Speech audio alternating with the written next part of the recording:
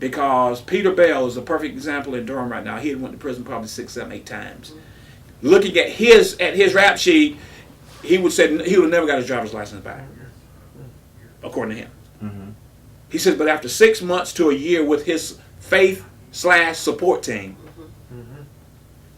and have to, being with him, mentoring him, they all walk into DMV with him together and say, Your Honor, we support this man. Mm-hmm. And he gets his license. Now he's driving trucks for the city of Durham as a supervisor. But sometimes you got to have somebody to speak for you. That's right. Here to tell you. It's the truth. And it's not that you're not saying the right thing, but sometimes you got to have somebody who can speak for you. And that's what a support team, that's part of it, is a huge part of a support network. Okay? And why I say team is that because you use volunteer time, so you're not getting paid to do it, and people work, so everybody can't be there at the same time. So you got to have people who can do different things at different times surrounding this person with support. Maybe that you take him today to the job interview, or her. But maybe the next time the person goes to the AA meeting with them next. I mean, you know what I'm saying? It's such an encouragement, Yes, to have somebody there. that's right. It's a voice. That's right. And you got to have some to encourage you, It is. because it very well could be that, and I'll step out on a limb and say 75%, 60 to 75% of the folks who are coming through our program have never had anybody tell them they love them. It's encouraging. Now, we may have to educate them on this whole thing about food stamps, which I think we need to talk about. Because maybe getting emergency food stamps. Where else would you need food stamps if you're not needing them when you get out of prison? Why should you just have emergency food stamps and that's all? Why can't we just have food stamps regular until you get a job? But they got emergency food stamps. Then you got to kind of go through this whole red tape of trying to get the second batch or whatever. Is that true here? Yeah, I know people personally who tried to do it, but I think Clinton signed a bill. The lady told me Clinton signed a bill that prevented drug dealers From staying in public housing. Right. Well- No. Not for staying in public housing. Okay. But for food stamps. Yeah. So as soon as he signed it, I guess that's law. Yeah. Well, the purpose behind the rule is good. The purpose behind the rule is because it's easy to manipulate it, especially in the families that utilize that deal with that. That's what they were trying to get at. But the result ends up that it's unfair for people who really need it.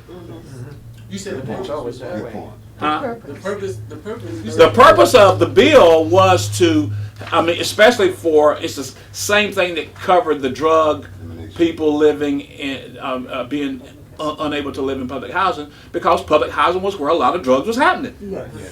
So you've almost feeding it if you say that. So the purpose of that, but if you're trying to do the right thing and now you're coming out trying to get yourself together and you can't go stay with your sister because you got a drug conviction, that may be unfair to that person. Yeah.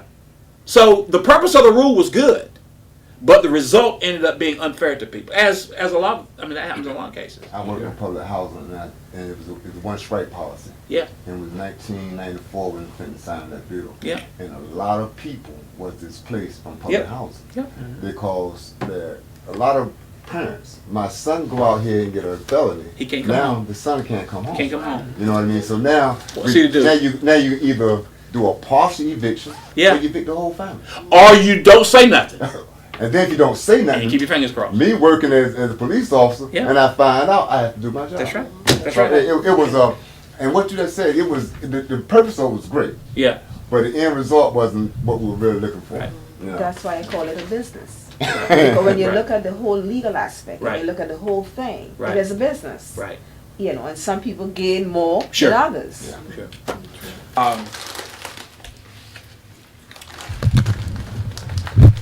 We have something called our Ex-Offender Speaker and Leaders Bureau,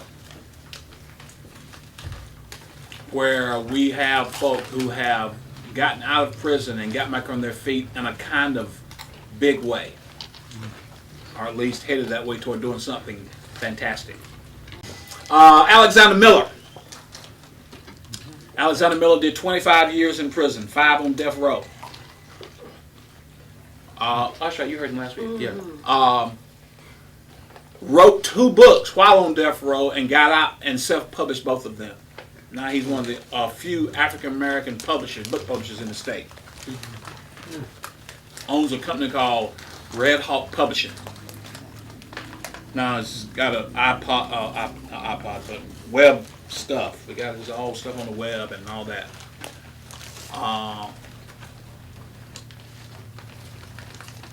Daryl Atkinson, former drug trafficker, just passed the North Carolina bar. No.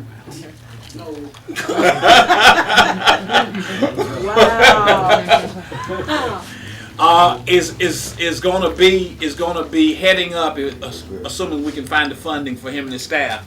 He's gonna be heading up something we're gonna call our reentry legal team, Department of CSI. Where people just handle the legal issues for people who deal with reentry issues, like what are my pending charges, or how do I get my driver's license dealt with under this reentry piece, not just regular legal aid stuff, because that's kind of that would take too long. But this is focused just on reentry issues. Yeah. Janet Taylor, I'm giving a surprise away here, so you're gonna act surprised when you hear her. Okay. Leadership. I do a leadership training. I do a leadership school every year with our church, and the church from here, Nina's group, always comes down. So they're coming down this year, and I will always have some speakers for them. And it's gonna be the first weekend in April at Wilmington. So we've got Janet Taylor coming. Janet Taylor spent 14 years in the streets by her own admission, a prostitute. In and out of prison, crack cocaine. She went back to Winston-Salem State, got her English degree. Now she teaches high school English. And is an evangelist. Wrote a book called Sleeping with the Enemy. She's on our team. She's going to be coming out with the main seat.